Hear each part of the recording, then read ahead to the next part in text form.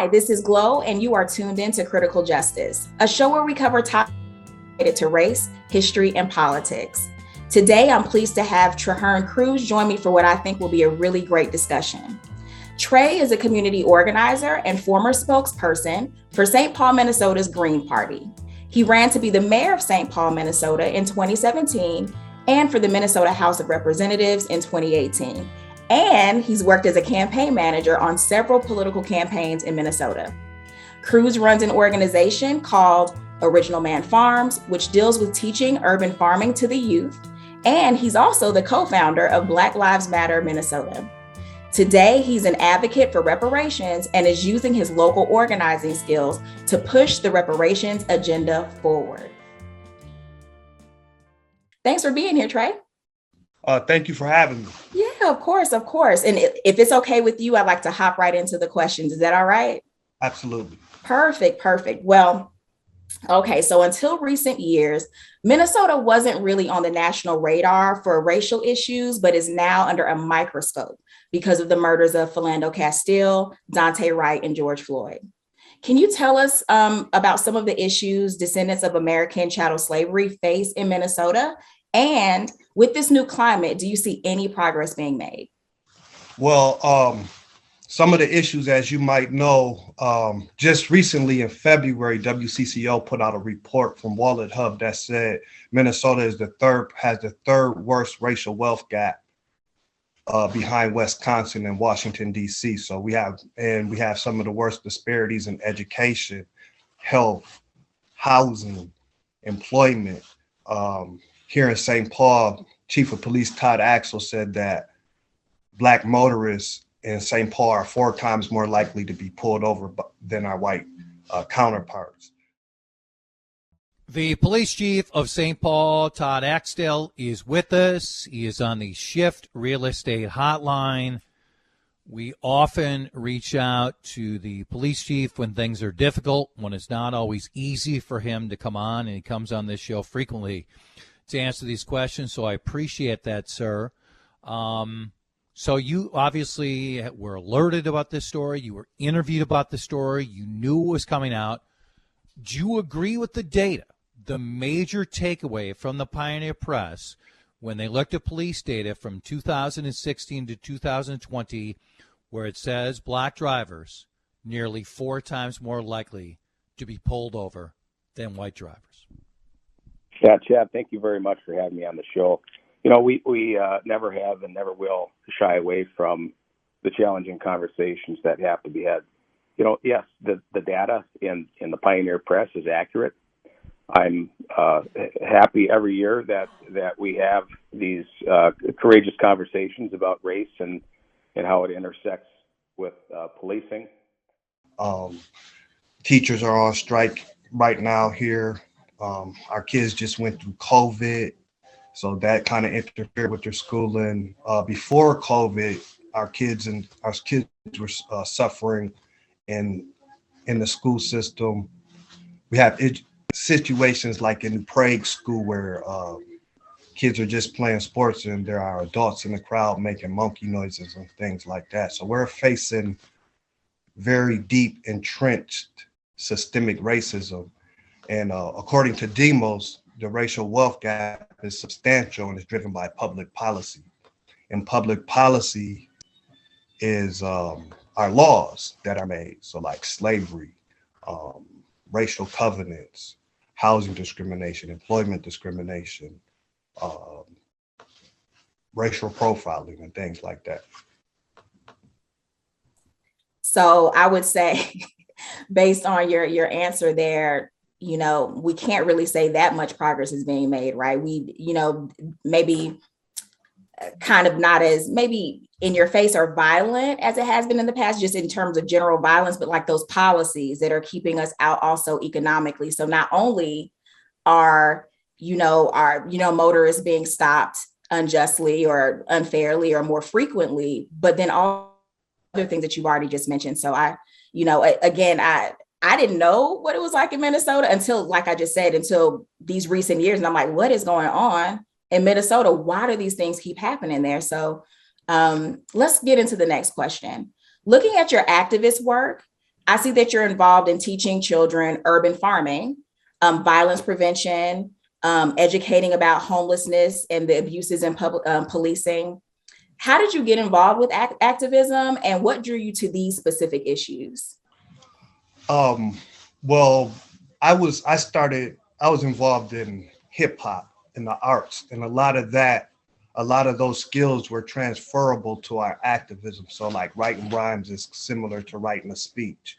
We were making videos and stuff, music videos, but we still have to make videos when we're filming the police or doing what me and you are doing right now, photography, recording, all those skills, graphic design, all those skills were transferable to our activism. But instead of just making music is very important to activism too. And it's always been very important. Even in the 60s, a lot of the music that came out was very important, but those skills we use those skills now for police accountability and the fight for economic justice. So that's kind of how I got into activism. Then I also got tapped to be a friend of mine who had made some beats for me, but he grew up in the church. His name was Marcus Walker. His dad actually taught me how to play the piano, Reverend Walker, shout out to Reverend Walker. But then he decided to run against Sandy Pappas. And Sandy Pappas was never really getting challenged. She had been there for 30 years and she's still there. And he decided to run against her. And so he asked me to be his campaign manager. And then that's how I got involved as far as politics. Then the following year, Lena Buggs decided to run against Rena Moran, and she was running as a Green with the Green Party, and then that's how I got introduced to the Green Party. I had already knew about reparations, but the Green Party was the only party that had reparations as part of their platform. And so that's how I got involved in that. Great. I actually have a follow-up question here about the homelessness, about homelessness in Minnesota. I've often read that for the most part, there's this large disparity in like the percentage of the American homeless who are Black men. Do you see this in Minnesota as well? Or what does it kind of look like from a racial aspect in terms of homelessness in Minnesota? Absolutely. I think there's a lot of homeless Black men in Minnesota, but it's more than you can really tell because people might not be living in a shelter or like in but they might be couch hopping or things like that. Right. But then it's not like they're not working. It's not like they don't have jobs. Some people are bringing in $3,000 a month or doing still good, but because of structural racism, there's other issues that stop Black men in the city of St. Paul or in the Twin Cities from getting housing. And that could be from like felonies, past convictions and things like that. So that's some of the structural, and that's going back to the racial wealth gap when we talk about it's substantial and driven by public policy. So even some of the policies right now, as far as we just seen rent control. Mm-hmm.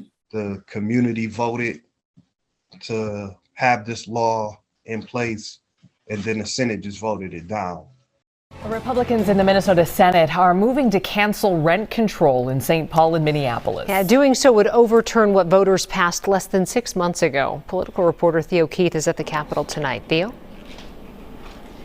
Well, St. Paul voters passed a strict cap, while Minneapolis voters gave their city council permission to do it. This bill being debated here at the Capitol would not only overturn those votes, but ban other cities from enacting rent control. Wow.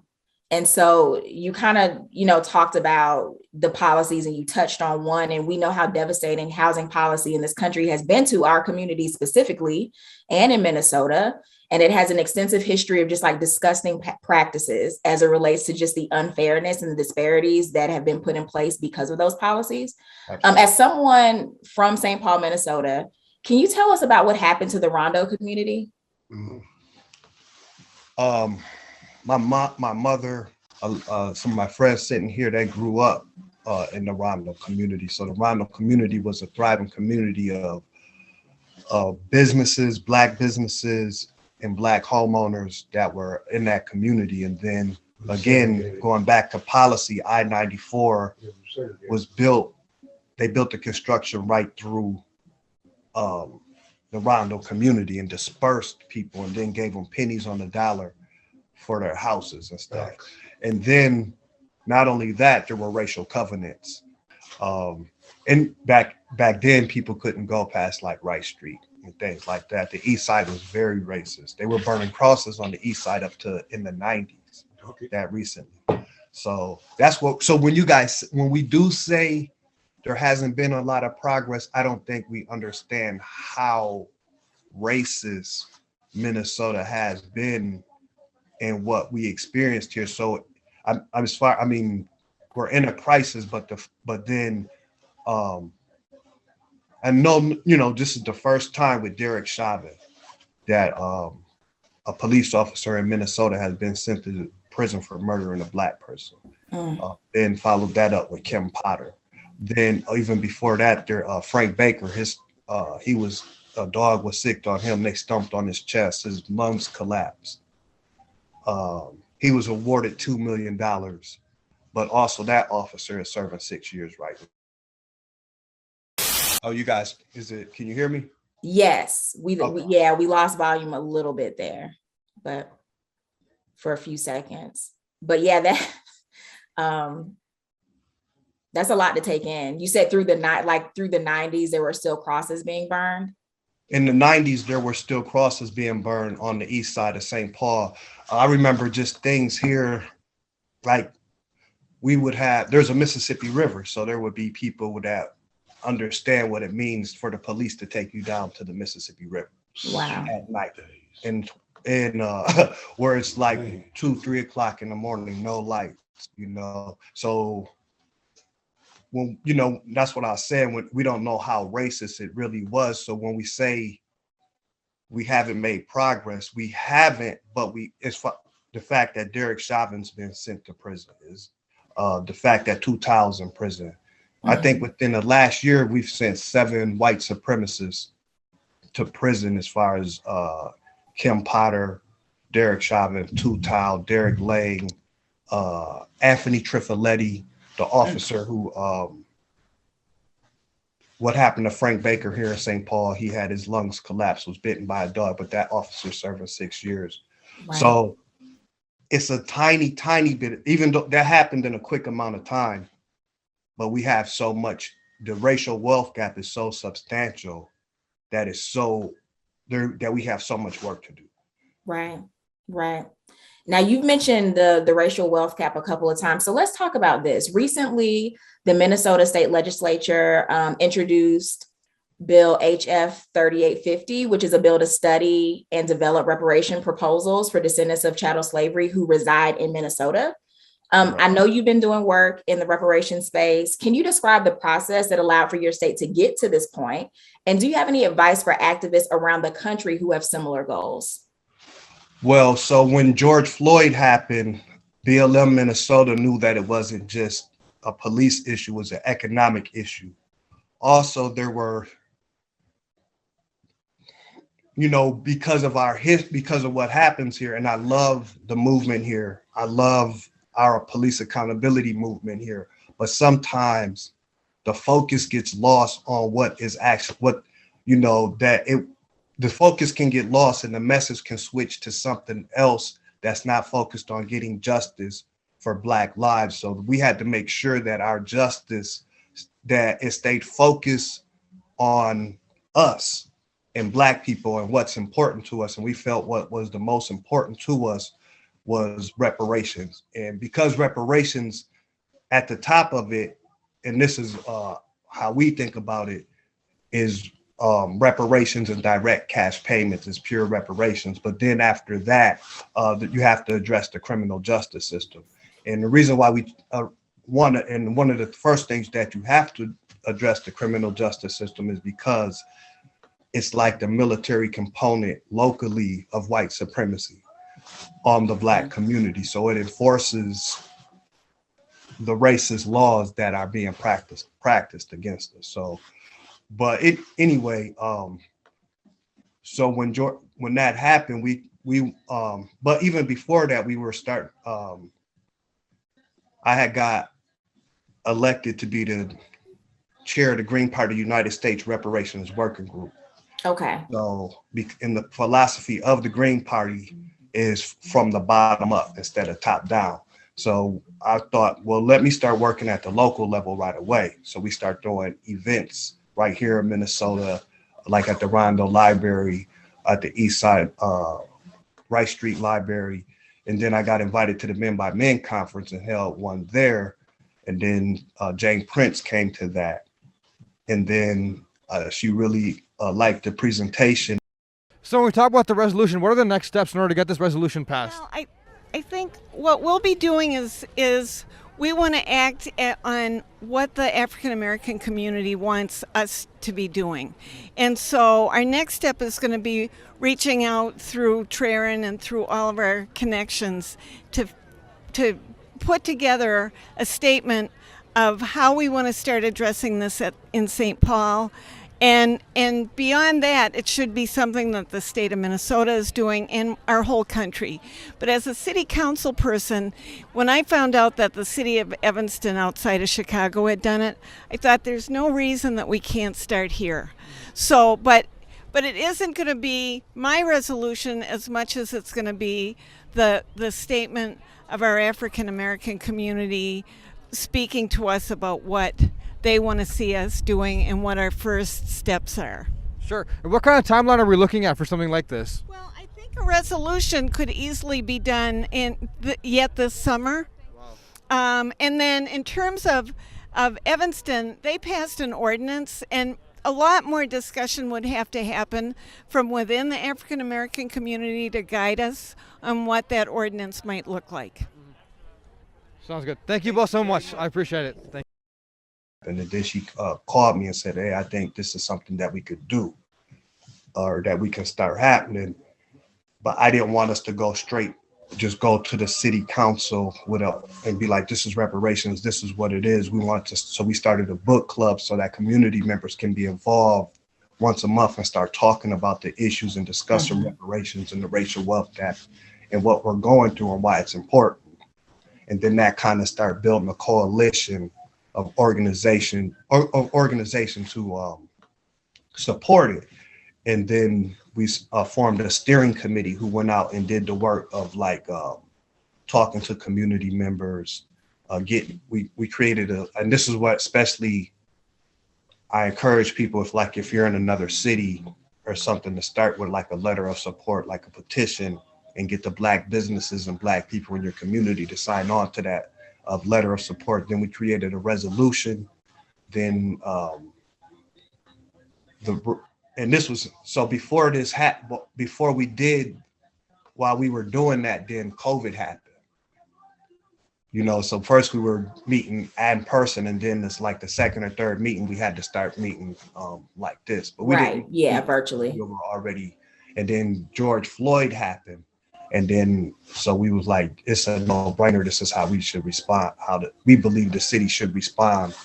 So when we were doing George Floyd, we were able to talk about reparation, how America has had their knee on our neck for 400 years, and that this is an economic issue. We had a big rally at the Capitol, I believe, that first year, but it was a reparations rally in coordination with Juneteenth, and then there were people in solidarity with us across the country. But the online movements, the Yvette Carnells, the Tone Talks, the Tariq Nasheeds, the B1s, the Boyce Watkins, what you guys are doing, New Black Media is so important to this current reparations push. And so I just salute you guys on what you're doing. So all that turned into, so James Prince was the lead author, but then all 7 city council members, none of which are Black or American descendants of chattel slavery, co-authored it and passed it unanimously. That was the St. Paul Recovery Act. So the Minnesota Migration Act is an extension of the St. Paul Recovery Act, but it kind of with the St. Paul Recovery Act, because you have to create an ordinance, it created a legislative advisory committee that creates the ordinance. Then the ordinance has to pass. But the Minnesota Migration Act, because there's a legislator, there's not a need for the LAC. So it'll just be like, this is what we think should happen.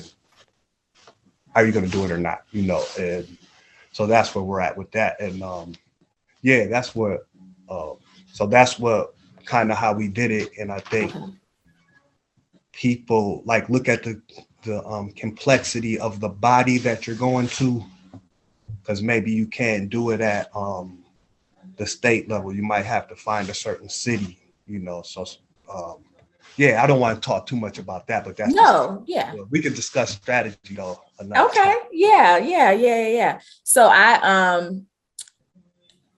So with this, so of course we're talking about at the state and perhaps even the local level. Do you have an opinion of those who are talking about like federal reparations, or is your space that you're playing in right now just the state and local? Like what are your thoughts on federal reparations legislation? Well, when I had got elected to the Green Party, it was for, federal reparations. But I still thought that we should start from here and that. So with the St. Paul Recovery Act, what's in there is that the city council now are reparations activists. So they not only work on reparations here, but they're supposed to advocate for reparations at the state and federal level. Gotcha. So definitely not only federal, local, municipal reparations, state reparations, federal reparations. Gotcha. And private reparations. So no one should be off the hook. If Wells Fargo was involved in slavery, then they need to be a part of this. The University of Minnesota was involved in this. You need to be a part of this. New York Bank met these people who had insurance policies on us. You need to be part of this. If you advertised an auction for a slave auction, then you need to be a part of this. Georgetown needs to be a part of this. Yale needs to be a part of this. Right. Brown needs to be a part of this. The medical industry who experiments. That's right. There will be no medical industry in America without chattel slavery. They experiment with Marion Sims. So just everybody has to pay, and that's how we shouldn't leave anything off the table. And just if you look at our Jewish brothers and sisters, the people France, there was a train company who gave them a ride to Auschwitz. They got to pay reparations. Yeah, everyone who's complicit got to pay. Like, you were involved, you got to pay. No, I'm with you on that. I got you on that. I agree. I'll throw in mainline denominations. They got to pay too. These churches, yes, ma'am. They got to pay too. Everybody, everybody got to pay. Yeah, no, I that. So we kind of touched on who got you into the Green Party and like what kind of introduced you to the Green Party. And, although you're, involved in local politics very heavily, it is interesting that you're independent, right? Like in a lot of ways, you're outside of like this two-party system. And so I think in the larger scale, like kind of grand scheme of things, we're at a time in what I feel is a really unique time in our history in terms of American politics, where Black Americans we're reevaluating our position between these two parties. And I just wanted to talk to you really briefly about your decision to stand outside of this two-party paradigm. Like, was it that the Green Party had this reparations aspect and that they were the only ones, or were you kind of leaning that way anyway? Were you a long-term or a long time, D or an R, or were you always independent? Like, what got you to that place? Well, I never thought that I would be involved in politics like this, but I always was interested in it, but never really wanted to be like a candidate or anything like that. I always wanted to do like. Those are the best people to run, by the way. Yeah. The people that didn't think they wanted to do it. You guys should run too, people should run. But how I got in, I would say, outside of the two-party system is watching what happens. So and I'm not gonna, what I seen happen when I was running Marcus Walker's campaign and knowing that he was the son of like a pastor and, he I just felt like he should have won that. I think he could have if we would have did a few more things, but I learned a lot about that there was white supremacy in the Democrat Party right here in Minnesota at that time. And I think even the Democrat Party was forced to change because we were in the Green Party. There was nothing. So it would just be like black people or just progressives wouldn't have a choice in St. Paul because all you have is the Democrat Party. And then if you vote Republican, it's going to be like, well, then they would feel like I'm voting for my demise or I'm voting for people who's going to offer my services and things like that. So before we joined the Green Party, if you look at the policies of the Democrats prior to like 2014, 2013, they weren't talking about like legalizing marijuana. It still hasn't been legalized, but we were pushing them on that. They weren't talking about reparations. The Green Party, because we were outside of the status quo, we were able to pressure them and say, hey, you're taking the black vote for granted. You say that these are your people and this is the base, but your base is in poverty. Your base is getting killed by the police. Your base can't get a place to live. Your base is getting discriminated against on the job, but you want them to phone bank. You want them to door knock. You want them to donate. So we would have to bring that to the Democrat Party and be like, if you're going to be, the Green Party, if you feel like you're being taken for granted, you could join the Green Party or be independent. So that's why I think independent politics are so important. But now I think what the current reparations push in the United States has even taken it a step further beyond just and also I was always kind of a black environmentalist, but when I look, people were like the Green Party were environmentalists, but I was like, well, look at our political environment. Our political environment for black people in the state of Minnesota is very hostile. So I was an environmentalist, but not just a tree hugger, but like a political environmentalist. Right. But I also was into teaching urban farming and things like that. So yeah, I'm sorry. I'm rambling. No. That was why I was thinking it was important for us to get outside of that toxic two-party system, which we talk about the duopoly, but whether it's capitalism or socialism, our issue is white supremacy and institutional racism. So now that we're talking about, and you can see that by what's happening in Ukraine right now, but with us, so it's getting outside of that two-party system, but also agenda-driven politics. That's right. So that's a big thing that I learned when I was running. You would get questionnaires from whether you're a Democrat or a Republican. The NRA is going to send you a questionnaire, and they're going to say, do you support my right to bear arms? Do you support semi-automatic weapons? And then if you say no, then they're going to say, well, thank you for your time, but we can't support you. And they're going to ask the next person if they do, and if they do, they're going to support them. So that's how I feel we should be doing politics right now. So right now we're working on something called the National Independent Black Caucus that will be focused on agenda-driven politics and endorsing candidates who support reparations and the Black agenda. And I think that's how we should be moving that. And I love, even if you're a local Democrat or if you don't support reparations, I can't support you.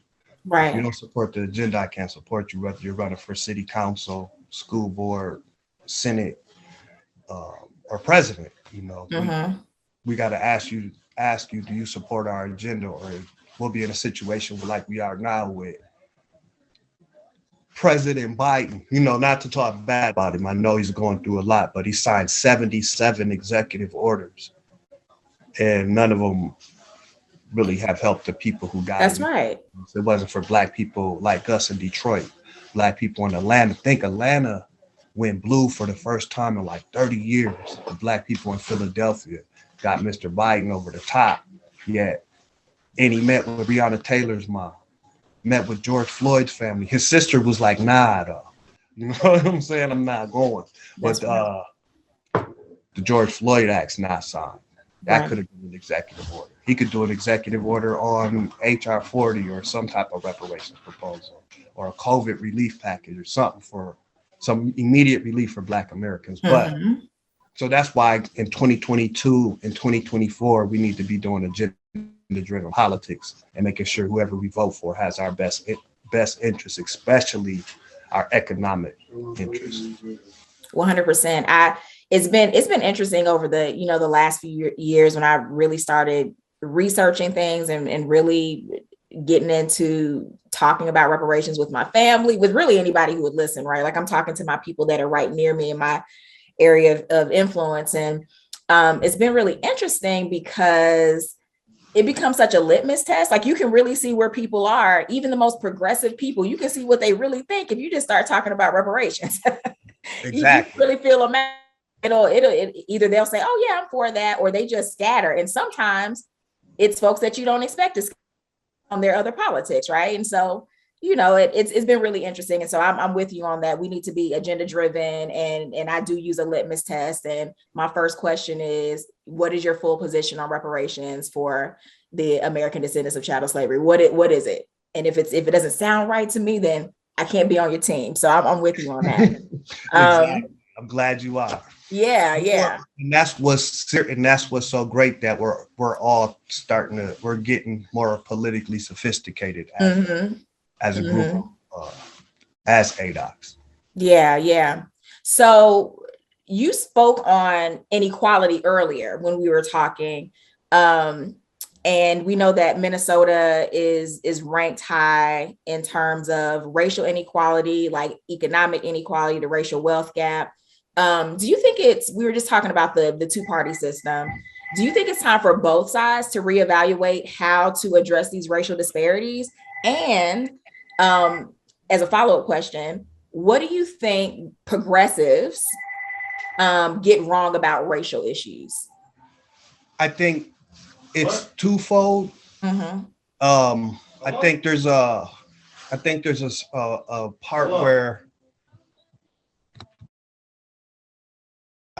part where we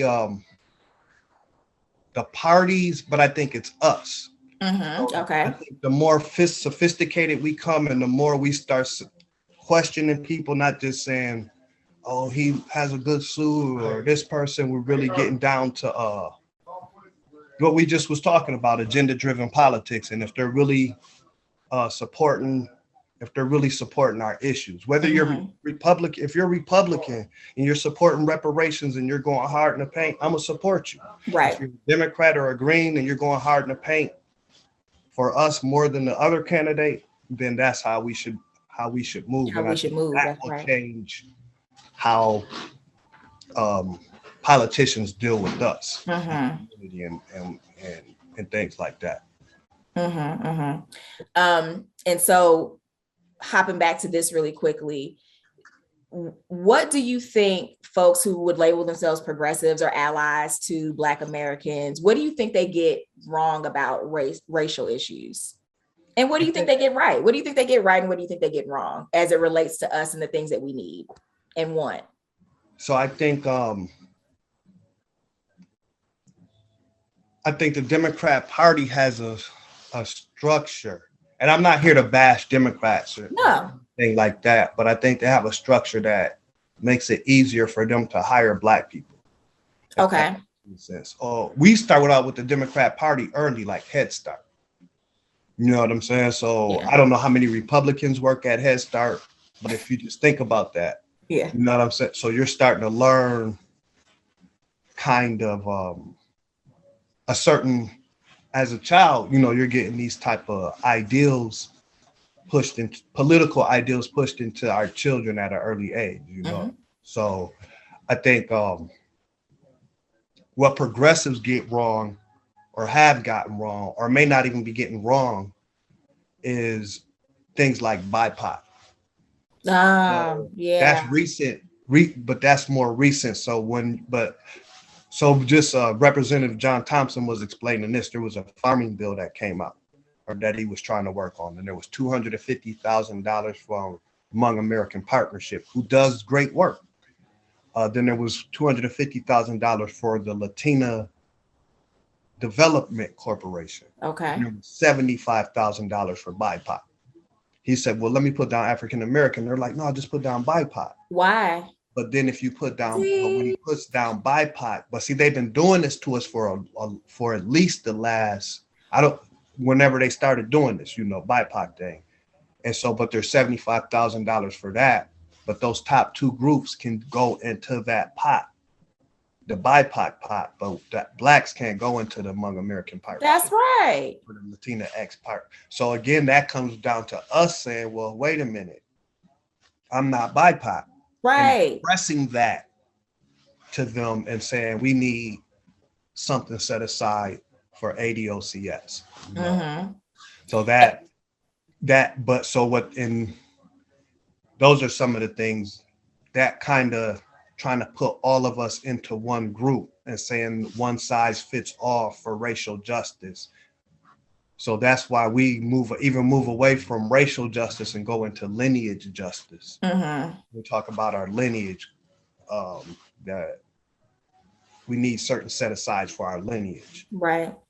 And then for us as a unique people group, you know what I mean? Right. Like who have experiences that are unique to us in this nation. It's so funny that you said that, because I feel like BIPOC is like the child of like minority. I feel like they've been doing that for a long time, where it's just like this stew of people who are not white, right? That they can kind of just mix us into, because even when you get into Latinos, well, you can be a white Latino, so but still there's, anyway, so all of that, to your point, gets to be minority or BIPOC or whatever else, and being someone from like India, like one in 6 doctors here are from India. Right? Their median income is way different than ours, or putting us, I know our Asian brothers and sisters face discrimination, but they're right now here in St. Paul, their median income is higher than white people.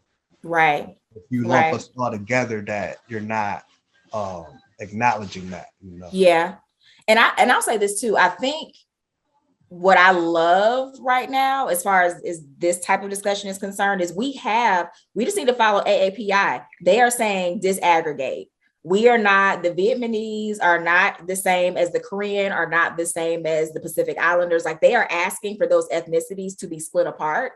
And I think that we need to do that same type of push and that same type of fight. And to your point earlier too, when people start saying that BIPOC stuff and they actually mean Black or African-American, like descended from US chattel slavery, we need to say, that's not the same. If you mean Black, say Black. If you mean Black American, say Black American. If you mean, descendants of American chattel slavery, say that. Don't say BIPOC. Don't say people of color if you're talking about us.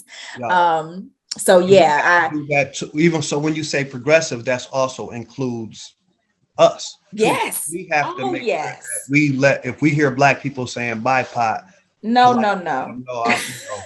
this is who I am. Yeah, we gotta, everyone doing it. We just have to be willing to kind of stand on it and say, please don't refer to me as that. That's not who I am. Absolutely.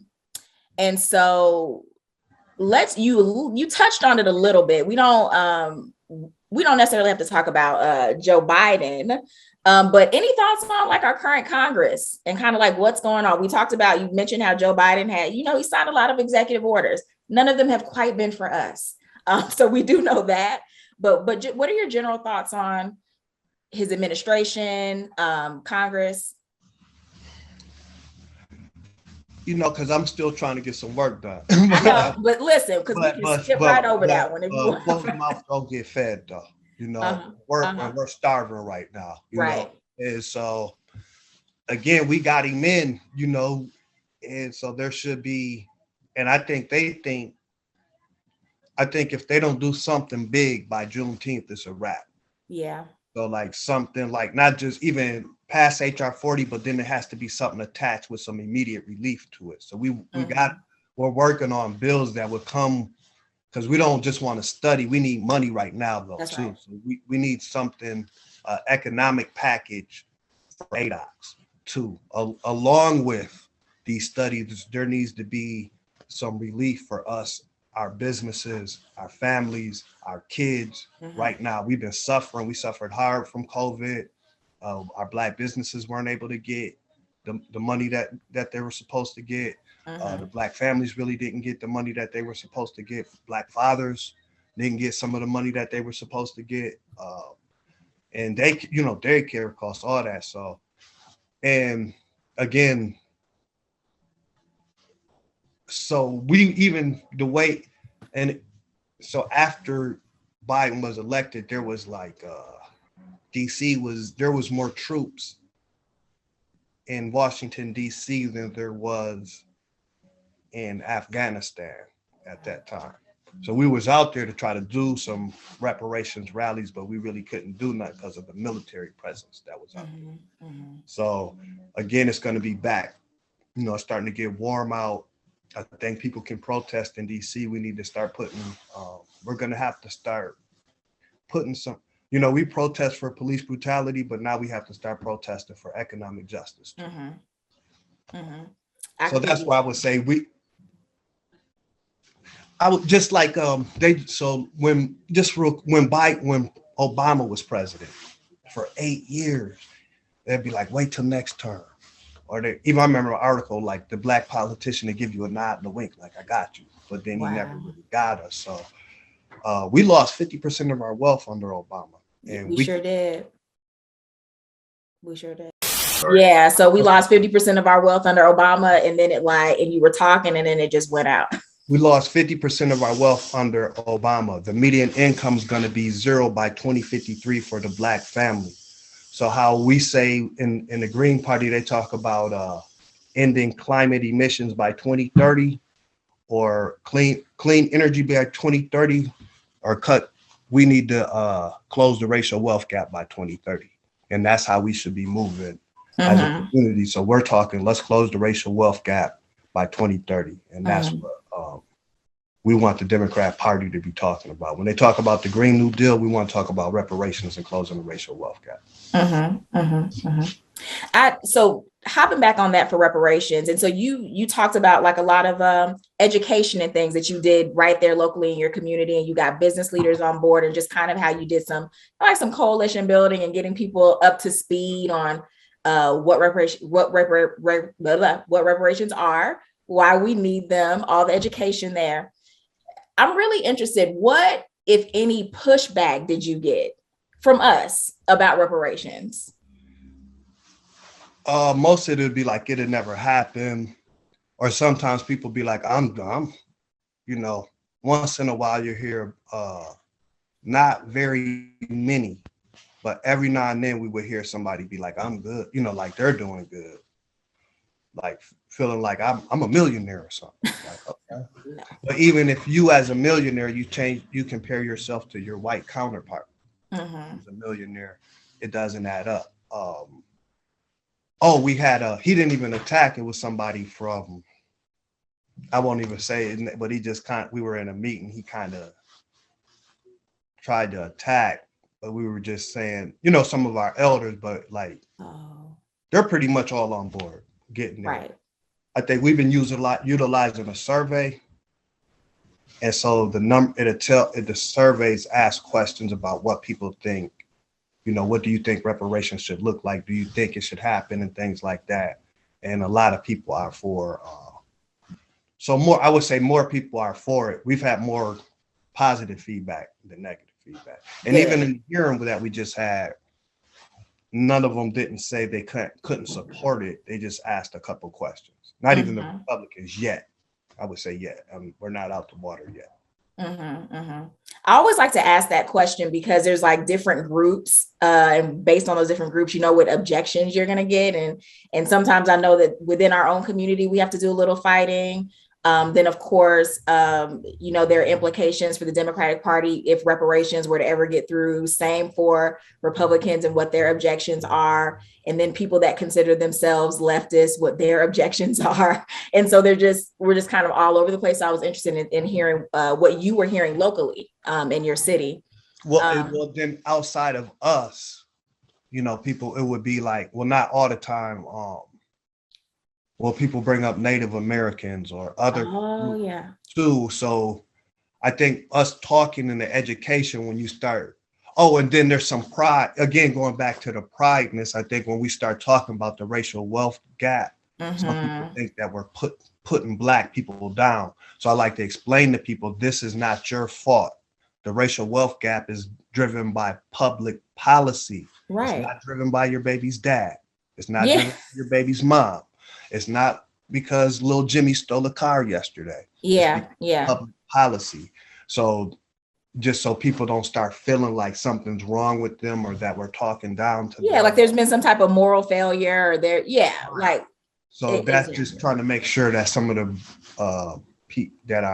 some of our hardworking brothers understand that the racial wealth gap is not our fault. It's public policy. 400 years of public policy. Very good. So we talked, and this will be my last one. We talked earlier about some of your areas of interest in your activism, right? So the urban farming, the violence prevention, educating about homelessness in your area and those abuses in policing.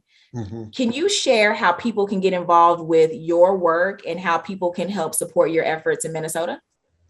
Well, every month we have a Reparations book club meeting that we're hosting. That's with the Eastside Freedom Library. So you can go to the Eastside Freedom Library and sign up there. If you go to the,